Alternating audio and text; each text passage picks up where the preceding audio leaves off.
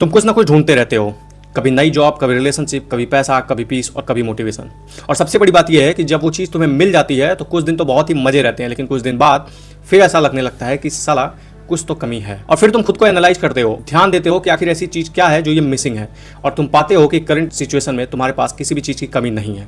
उसके बावजूद भी तुम्हें ये खालीपन लग रहा होता है, और ये सिचुएशन बहुत ही भयंकर लेवल का फ्रस्ट्रेशन क्रिएट करती है। और मैं ये बता दूं कि इस वीडियो के बाद तुम ये सोचने के लिए मजबूर हो जाओगे कि जिस फीलिंग के साथ मैं इतने सालों से जूझ रहा था, परेशान हो रहा था, आज किसी ने उसको इस तरीके से एक्सप्लेन कर दिया कि मुझे इसकी रूट कॉज ही पता चल गया। तो चलो स्टार्ट करते हैं। सबसे पहले जितने भी ऑब्वियस आंसर्स हैं उनको डिस्ट्रॉय करते हैं, क्योंकि मैक्सिमम लोग इसी चीज के पीछे भाग रहे हैं। बहुत सारे लोगों के मन में ये क्वेश्चन रहता है, अरे भाई ये पैसे की कमी से है, रिलेशनशिप सही नहीं है, सक्सेस की भूख है जो अभी मिली ही नहीं है, लाइफ का पर्पज फलाना ढिमाका और दुनिया भर के इधर उधर के चोचले। तो भाई कभी किसी पैसे वाले को रेस्टलेस नहीं देखे हो क्या? कभी रिलेशनशिप वालों को एम्प्टीनेस के साथ जीते हुए नहीं देखे हो क्या? कभी सक्सेसफुल लोगों को और सक्सेस के नाम पे पागल होते हुए नहीं देखे हो क्या? कभी पर्पजफुल लोगों को डिसहार्टन होते हुए नहीं देखे हो क्या? और सबसे बड़ी बात, कभी खुशमिजाज इंसान को छुप के रोते हुए नहीं देखे हो क्या? यहाँ एक बेसिक समझना बहुत ज्यादा जरूरी है। आज के टाइम पे हर इंसान को लगता है कि उसके लाइफ में कुछ ना कुछ तो मिसिंग जरूर है, लेकिन उसे यह भी नहीं पता है कि मिसिंग है क्या। तो ऑब्वियस सी बात है कि इसका आंसर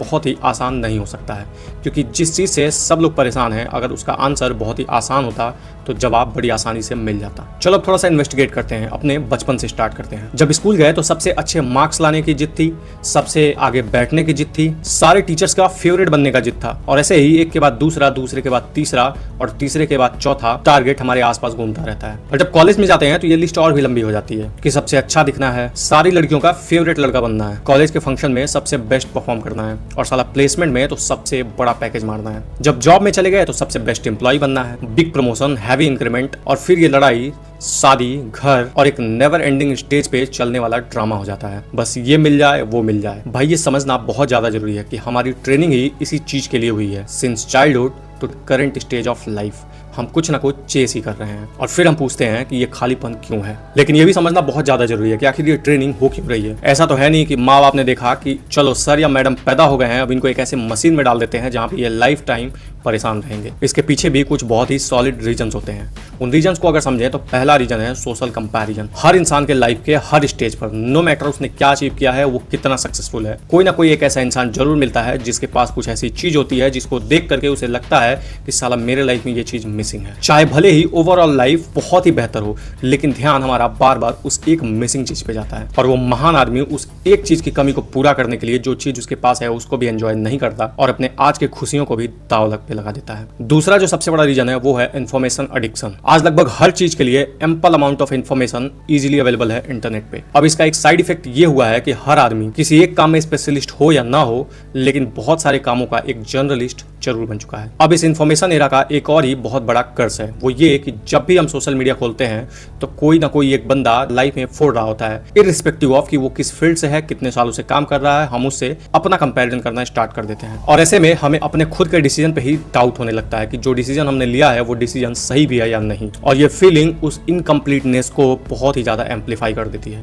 क्योंकि हमें ये लग रहा होता है कि जो करियर, जो डिसीजन मैंने ले लिया है उसमें लाइफ का कुछ नहीं हो सकता, क्योंकि असली सक्सेस तो उस फील्ड में है जो उस सोशल मीडिया पे उस आदमी के बारे में दिखा रहा है। इसका जो तीसरा रीजन है वो है इनफाइनाइट चॉइसेस। पहले के समय में लोगों के पास चॉइसेस कम थी और उनका दायरा छोटा था, तो उनके लिमिटेड चॉइसेस में कंपैरिजन करना थोड़ा आसान था, और ऐसे में उन्हें एक चीज दिख जाता था कि इस एक पर्टिकुलर फील्ड में अगर ये एक आदमी सक्सेसफुल है तो ऐसे 50 लोग पड़े हुए हैं जो अनसक्सेसफुल हैं। लेकिन आज के टाइम पे हर एरिया के सक्सेसफुल लोगों को दबा के बेचा जाता है, और अनसक्सेसफुल लोगों के बारे में कोई भी बात नहीं करता है। सक्सेसफुल आदमी को इस हिसाब से प्रेजेंट किया जाता है जैसे इस पूरे ब्रह्मांड का सबसे पावरफुल और सबसे सफल आदमी वही है, और हर ऐसे सक्सेसफुल आदमी को देखने के बाद हमें ऐसा लगता है कि हमारी चॉइसेस गलत हैं और उसकी चॉइसेस सही हैं।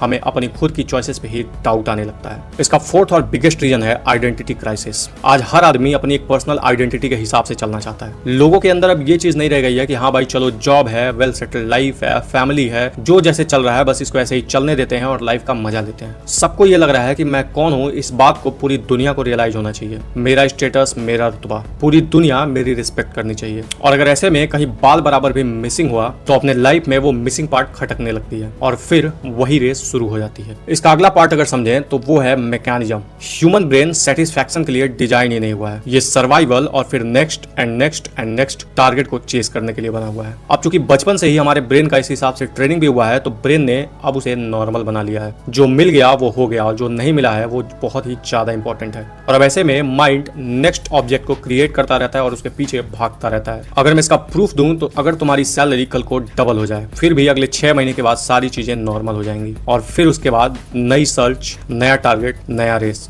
और ये मैकेनिज्म ऐसे ही चलता रहता है। तो इसका रिजोल्यूशन क्या है? तो समझो, ऐसा नहीं है कि तुम गलत चीज ढूंढ रहे हो, तुम बस गलत जगह पर ढूंढ रहे हो और इन दोनों में बहुत ही बड़ा डिफरेंस है। एक चीज समझो कि इस प्रॉब्लम का सॉल्यूशन और ज्यादा सर्च नहीं है, इस प्रॉब्लम का सॉल्यूशन है करेक्ट आइडेंटिफिकेशन। जब भी हमें ऐसा लगता है कि हमारी लाइफ में कुछ मिसिंग है तो माइंड इमीडिएटली उसका एक नाम दे देता है, शायद रिलेशनशिप, पैसा या कुछ और। मतलब माइंड हर एक मिसिंग फीलिंग को एक ऑब्जेक्ट से जोड़ देता है। मेरे कहने का मतलब ये है कि अगर तुम्हें प्यास लगी हुई है और उस पर तुम और खाना खाते जाओ तो वो प्यास बुझेगी तो नहीं लेकिन और ज्यादा बढ़ने जरूर लगेगी। इस प्रॉब्लम का सबसे मेन रीजन ये है कि हम दिमाग के हर क्वेश्चन का एक आंसर देने की कोशिश करने लगे हैं और बदले में वो काउंटर क्वेश्चंस पूछता रहता है। और समझना बहुत ज्यादा जरूरी है कि ब्रेन को आंसर्स नहीं, सर्टेनिटी चाहिए। तो आगे से जब भी ये इनकम्प्लीटनेस वाली फीलिंग आए और माइंड उसको किसी एक ऑब्जेक्ट से जोड़ना स्टार्ट करे तो उस ऑब्जेक्ट के पीछे मत भागना। तुम सिर्फ ये समझने की कोशिश करना कि तुम्हारा ब्रेन किस अनकंफर्टेबल फीलिंग से भाग रहा है, क्योंकि ये फीलिंग्स तो हमेशा आएंगी लेकिन तुम्हारा रिस्पॉन्स इसके लिए कैसा है वही डिसाइड करेगा कि इसका जवाब तुम्हारे फेवर में होगा या एक नेवर एंडिंग लूप में तुम फंसे रहोगे।